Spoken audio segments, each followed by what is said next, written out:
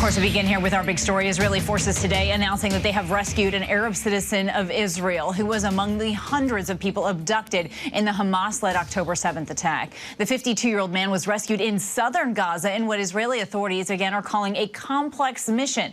He is the 8th Israeli hostage to be rescued alive from Gaza by the IDF and the first hostage to be rescued alive from a tunnel in the territory. Now, we're also tracking another development out of the Middle East as well. Iran's supreme leader opening the door for renewed negotiations with the United States over Tehran's nuclear program, telling his country's government, quote, "There's no harm in engaging with the enemy." For more on this, I want to bring in ABC News national security and defense analyst Mick Mulroy. Mick, I'm so happy to have you here with us. So first, let's talk about this hostage rescue. I heard you call it the result of exquisite intelligence and perfect execution. How much right now is the IDF benefiting from their overall continued operations within Gaza? So, Kano, that's a good way to put it. The longer they're there, the better the intelligence network they developed. And I think this operation really shows that. Not only did they find this individual, but they figured out a time, I think, when the hostage takers would not be present, which really increases the chance of success. Obviously, if the hostage takers are right next to the hostage, they can simply turn and shoot that individual. That didn't happen here. They found him alone. I believe that was because of really good, as you say, exquisite intelligence, really well executed. And hopefully they can do this many more times. That's one of the reasons why they're not talking so much about the details. They don't want to let Hamas know how they did this.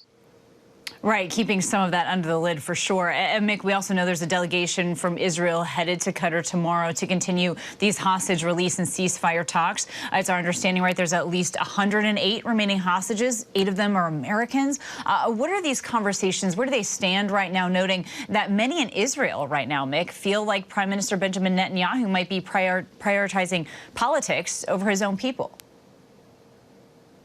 That's right. That is the sentiment for many people in Israel, not just the family members of the hostages, but the society as a whole. Whether that's the case, I don't know, but they're certainly down to the details of the proposal when it comes to how many IDF troops can be on the Philadelphia corridor, which is the barrier between Gaza and Egypt, or what does the definition of a highly populated area mean when it comes to whether IDF forces can be in there. Hopefully this indicates that we're actually getting to a place where we can get an agreement and not just issues that simply clutter it and prevent us from getting into it. That will be only known if we can get to an agreement.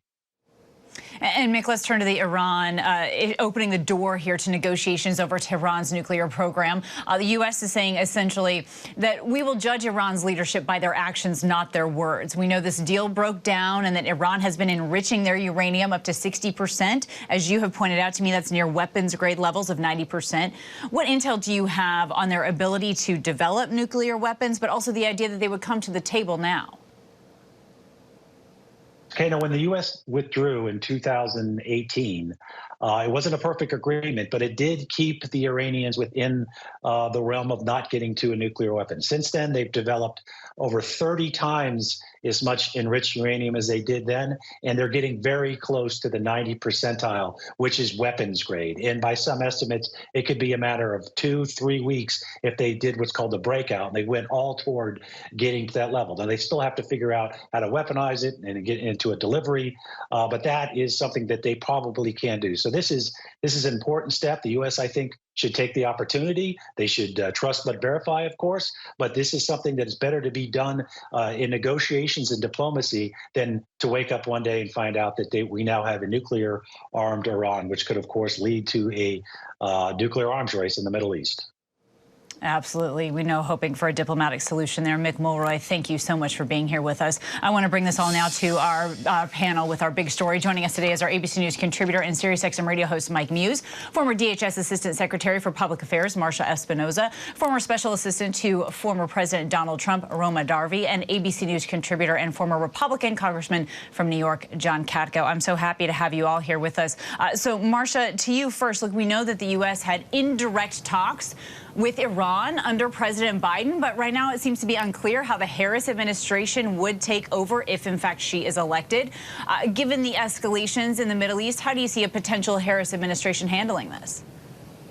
Yeah, well, I think that we are just going to be building on the Biden administration that she has been a part of. So we know that the White House has been really focused on this and trying to prevent a wider war or further escalation. We know that that senior White House officials have been in the Middle East for the past 2 weeks trying to broker a ceasefire.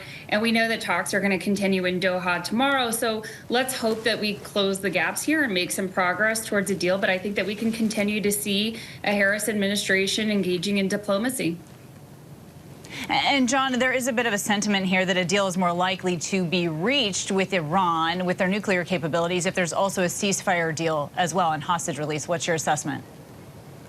Well, I just think that, as always, it's a three-dimensional chess game going on in the Middle East, and turmoil is the norm.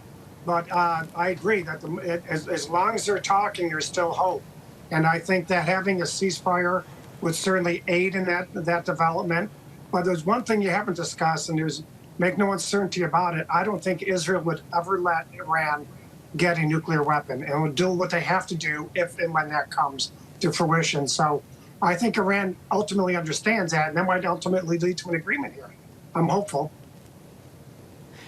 Certainly, all Americans are. And look, Roma, to you, there's been a lot of criticism coming to the Biden-Harris administration over the handling in the Middle East. Starting today with Republican Iowa Senator and combat veteran Joni Ernst noted today that, in her opinion, she feels like the Biden-Harris administration is forcing Israel to, as she puts it, fight pure evil with one hand tied behind its back. This is in response to the criticism of the Biden administration telling the IDF not to operate in southern Gaza, where that hostage was rescued. But also, Roma, the Biden administration has faced pushback from the other side as well over how it's handled the war in Gaza. What is your take on all of that?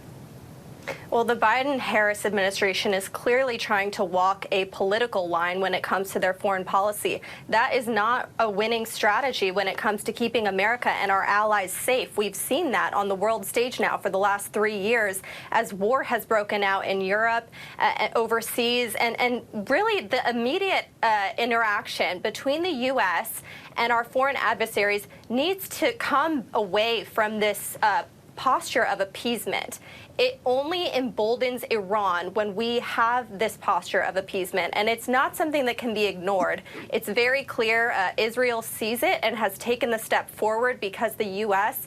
is not doing it. They have taken that step themselves, and so they are going to continue to go in to Gaza. They are going to continue to try and rescue our hostages as they should, but it's not an excuse for the Biden-Harris administration to say that, we're in talks and we're hopeful. This has been going on for far too long, and the Ayatollah really only responds to one thing, and that is pulling on their purse strings. So until we realize that we have to take the money back from them, things are not going to change. And in terms of these conversations, they appear to be ongoing right now, Mike. Again, Israel's sending a delegation to Qatar for these ceasefire talks. A top senior advisor in the Middle East at the White House said this week that among some of the things they need to flesh out right now, Mike, is how both sides would actually exchange hostages and prisoners. How important do you think that is for the White House to try and broker this deal here? And it sounds like there's tremendous urgency right now in Israel as well, but also in the United States because of the upcoming election.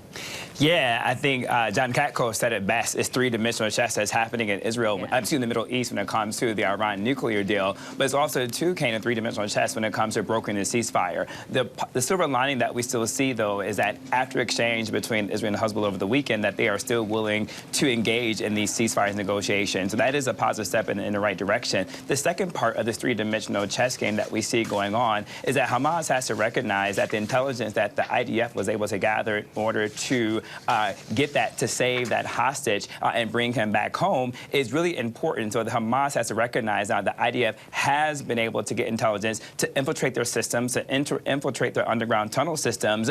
And so there is something that Hamas might be willing to engage to make sure they have some advantage as negotiation table at hand.